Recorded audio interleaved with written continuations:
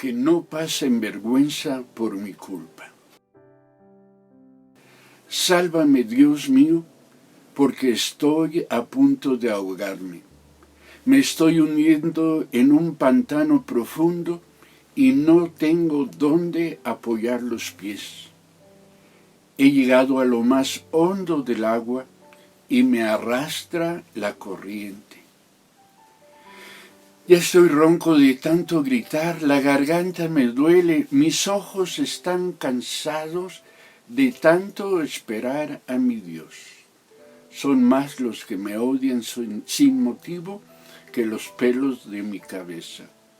Han aumentado mis enemigos, los que sin razón me destruyen y me exigen que devuelva lo que no he robado. Dios mío, tú sabes cuán necio he sido. No puedo esconderte mis pecados. Señor Dios Todopoderoso, que no pasen vergüenza por mi culpa los que en ti confían, Dios de Israel. Que no se decepcionen por mi causa los que con ansia te buscan. Salmo 69, versos 1 al 7, en Dios habla hoy.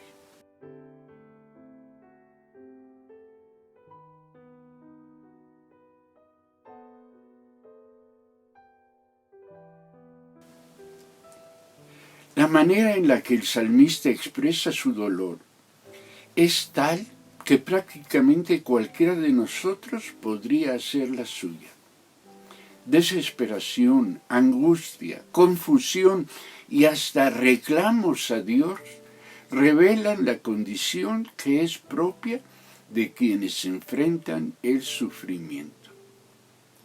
Quienes estudian la conducta humana podrían encontrar un elemento característico de la mayoría de las personas que enfrentan la adversidad. Este elemento característico es precisamente el dramatismo, es decir, la capacidad que se desarrolla para interesar y conmover vivamente a quienes están alrededor del que sufre. Tal el caso del salmista, tal el caso nuestro en muchos casos. El dolor, el sufrimiento, provoca en los individuos una profunda conciencia del yo y en las familias o en los grupos nucleares una profunda conciencia del nosotros. Es decir, el sufrimiento tiene la capacidad para hacernos egoístas, para atender desmedidamente el interés propio sin cuidarnos del interés de los demás.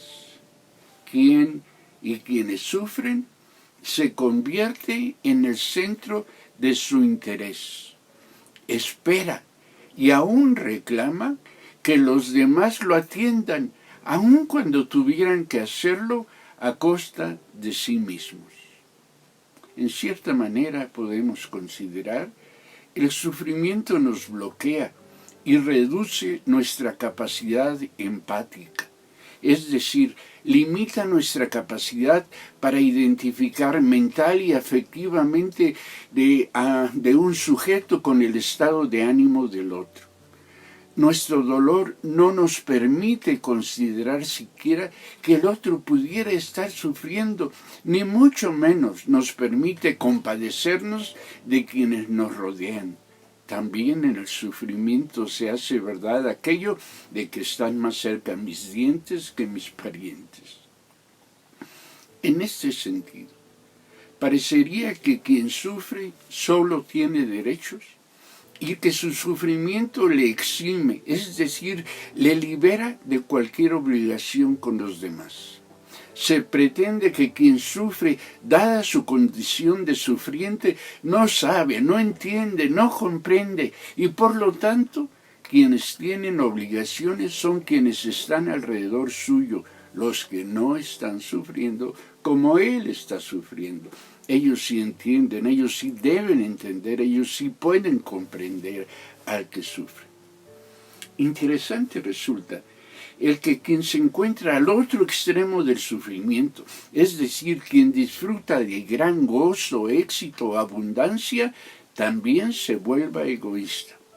Porque también considera que quienes le rodean están ahí para afirmar su éxito, para justificar sus logros y para explicar el merecimiento que sustenta el éxito, el gozo, el placer que está viviendo. Quien tiene tanto gozo no se detiene a preguntar ¿por qué yo y no los demás? Goza de lo que lo alegra, satisface y empodera. Simplemente hace propio que es su derecho, que ya le tocaba, o como decimos con frecuencia los mexicanos, que al fin le hizo justicia la revolución. Sin embargo, llama la atención que en su crisis profunda, el salmista perciba, alcance a ver que la vida se trata de mucho más que de él solo. No niega su sufrimiento, ni renuncia a la atención que considera necesaria de parte de los demás, de Dios mismo, dada su condición de sufriente. Pero de manera inesperada, hasta incomprensible me parece, en la intensidad del momento que vive, momento que pareciera estar solo lleno de él, el salmista se ocupa de los otros. Y al hacerlo, el salmista hace suyo que la intensidad de su experiencia no le exime, no le libera de la responsabilidad que tiene acerca de la fe de los demás. Disculpa. El salmista adquiere conciencia de que la forma en la que enfrenta ese momento toral de su vida contiene una dimensión espiritual que tiene el poder de afectar para bien o para mal a quienes están alrededor suyo, a quienes están bajo la esfera de su influencia. No deja de llamar mi atención que el salmista, tan frágil, esté tan consciente del poder de su influencia sobre los demás. Entiende y atiende el hecho de que la manera en la que vive su particular experiencia puede determinar ni más ni menos el cómo de la relación más importante de los otros, el cómo de su relación con Dios. Un elemento fundamental que permite al salmista tomar tal conciencia es que el salmista reconoce que su vida es mucho más que el momento que enfrenta. Vive un momento de profundo sufrimiento, sí. Merece ser reconocido como una víctima del acoso injusto de sus enemigos, cierto. Pero también el salmista reconoce que él también, valga la redundancia, ha sido necio y pecador. En este sentido reconoce que ha sido insensato, que su vida no siempre ha estado en equilibrio, que no todo el sufrimiento que ha experimentado es un sufrimiento injusto. Mucho de tal sufrimiento es fruto de lo que hizo y dejó de hacer. Así que el salmista reconoce que hay en él una vulnerabilidad que lo ubica en una condición de especial riesgo al enfrentar el momento intenso que está viviendo. Quien en la normalidad de la vida no ha sabido o no ha podido mantener el equilibrio, poco seguro puede estar de que logrará mantener tal equilibrio al estar bajo las presiones extraordinarias de la vida, sean estas positivas o sean negativas. El salmista sabe que su condición de sufriente lo hace aún más vulnerable, dada su incapacidad para saber, para comprender y para actuar convenientemente. Quizá en medio de su dolor trae a la memoria situaciones pasadas en las que, estando bajo presiones semejantes, tampoco supo actuar como era conveniente. amparado por esas presiones, hizo lo que no convenía, dejó de hacer lo que convenía. Quizá recuerda el impacto que tuvo su manera de reaccionar en otros momentos intensos de su vida sobre los que lo rodeaban. Por eso es que el salmista pide a Dios que le ayude a enfrentar su conflicto de tal forma que no afecte a quienes confíen en el Señor y a quienes con ansia lo buscan. David, el autor de este salmo, vive consciente de su liderazgo. Es decir, vive consciente de la capacidad que tiene para influir en quienes están a su alrededor. Sabe que lo que le pasa y la manera en que lo enfrenta no solo es una cuestión personal, individual, íntima. Sabe que dada la influencia que él tiene sobre los demás, lo que le pasa y hace afecta, altera, para bien o para mal, la vida de los otros. Y aquí, mis hermanas y mis hermanos, conviene recordar que nuestro Señor Jesús estableció un principio. Este es que a quien más se le da, más se le exige.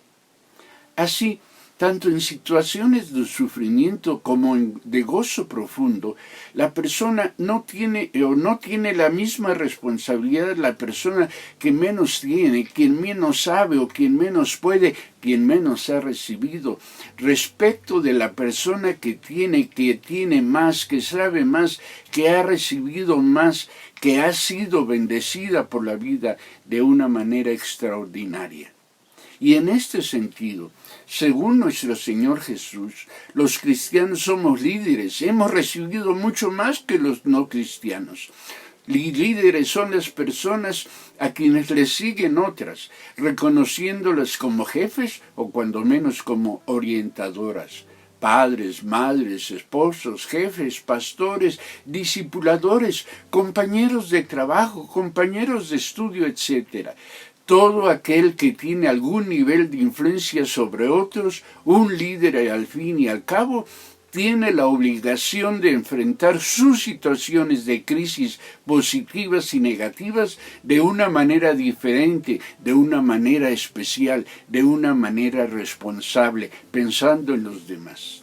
Tiene derecho a que se reconozca su sufrimiento, a que se le acompañe, comprenda y sirva así. Y tiene también el derecho de que se le reconozcan sus logros y las razones que tiene para estar gozoso. Pero también tiene la obligación de enfrentar su trance de tal manera que éste no genere pérdidas innecesarias, confusión o desánimo en quienes están a su lado. Tiene la responsabilidad de evitar que como él vive su gozo o su tristeza, impida que los demás se acerquen a Dios. Al salmista le preocupan, como hemos dicho, los que confían en el Señor y los que con ansia lo buscan.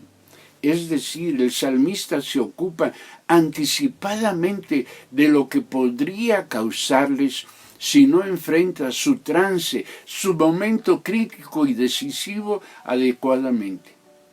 No quiere que pasen vergüenza por su causa los que confían en el Señor. Y tampoco quiere que se decepcionen por su culpa, que no dejen de hacerlo los que con ansia buscan a Dios. No quiere decepcionarlos al grado de que dejen de buscar a Dios.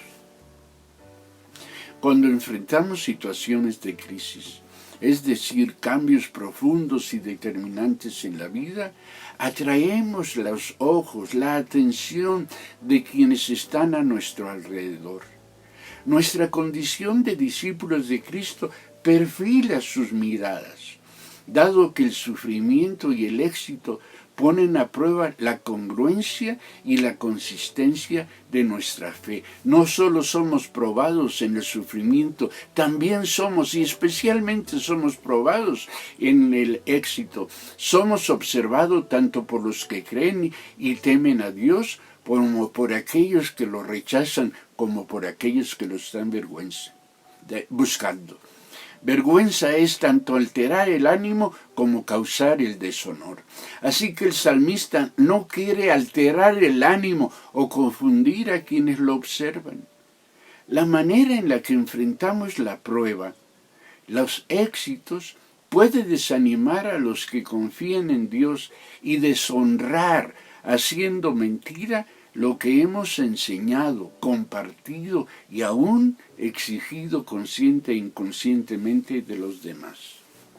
En este sentido, la crisis no solo pone en riesgo nuestra salud, nuestra integridad, nuestros recursos a nosotros, también pone en riesgo la fe, la convicción y la confianza de aquellos sobre los que ejercemos algún grado de liderazgo, algún tipo de influencia, hijos, discípulos, hermanos en la fe, conocidos, etc. Parecería que en particular la crisis que David vive aumenta su sensibilidad respecto de aquellos que con ansia buscan a Dios.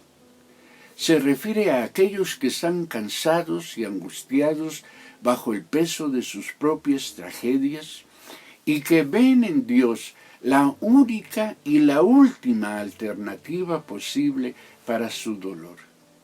Esas personas, muchas de las cuales nos rodean a ti y a mí, son responsabilidad nuestra. En buena medida, su fe depende también de nosotros.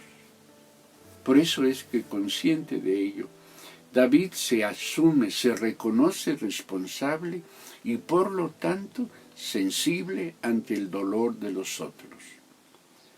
Alguien dijo, me quejaba por mi falta de zapatos hasta que me encontré a quien no tenía pies. No es que en el mal del otro encontremos alivio para nuestro propio mal. De lo que se trata es que en nuestras aflicciones podamos contar también nuestras bendiciones y viceversa, que en nuestros tiempos de bendición consideremos que estos no excluyen la posibilidad de los días malos y entonces los vivamos humilde y agradecidamente. Como David, cuando nosotros tomemos conciencia de ello, entenderemos que estamos en posibilidad de enfrentar, de superar la crisis, por más difícil que la crisis nos resulte, y que podremos hacerlo sin lastimar o sin hacer más pesada la carga de quienes, estando a nuestro lado, también sufren y se han propuesto a Dios como su Salvador y dueño de sus vidas. Enfrentar el sufrimiento requiere de ética, es decir, de un actuar que esté modelado conforme a lo bueno y a lo moral. Siendo víctimas de las vicisitudes de la vida, también, insisto en ello, somos responsables de actuar adecuada y oportunamente, sean cuales sean nuestras circunstancias de vida. Ello implica el que en nuestras crisis procuremos discernir qué es lo que conviene que digamos y qué lo que conviene callar. ¿Qué es aquello que nos toca decidir y qué aquello que debemos delegar en otros, que debemos permitir, encargar que sean otros los que decidan? Ni nuestro sufrimiento ni nuestro gozo nos autorizan a lastimar a los demás, mucho menos nos dan razón o derecho para atentar contra la fe y la confianza que ellos tengan o puedan llegar a tener en Dios nuestro Señor. Finalmente, en el caso de David, lo que empezó como un canto lastimero termina como una canción de acción de gracias. Lee todo el Salmo 69. Porque Dios, dice su palabra, honra a los que lo honran. 1 Samuel 2:20. Quienes ofrecen su sufrimiento al Señor como una ofrenda grata, cuidando a quienes están a su lado, honran al Señor. Y lo mismo hace el Señor con aquellos que le ofrecen su gratitud, su gozo, su alegría. Y unos y otros serán sostenidos por su fidelidad en el tiempo de la prueba y en el tiempo de la abundancia. Y cuando este tiempo se haya acabado, encontrarán que han sido más que vencedores gracias al amor manifiesto de Dios en Cristo, su Señor y Salvador, en la vida de cada uno de ellos. Como creyentes somos responsables del cómo vivimos los momentos torales más importantes de nuestra vida, cómo vivimos los éxitos y los fracasos, las alegrías y las tristezas. De ahí la importancia de que nos propongamos vivirlos de tal manera que en ellos Dios sea glorificado. Así seremos ejemplo a imitar de quienes nos rodean y no motivo de vergüenza y de desánimo de los que con ansia buscan al Señor. A esto los animo, a esto los convoco en el nombre del Señor. Y que el Señor los bendiga.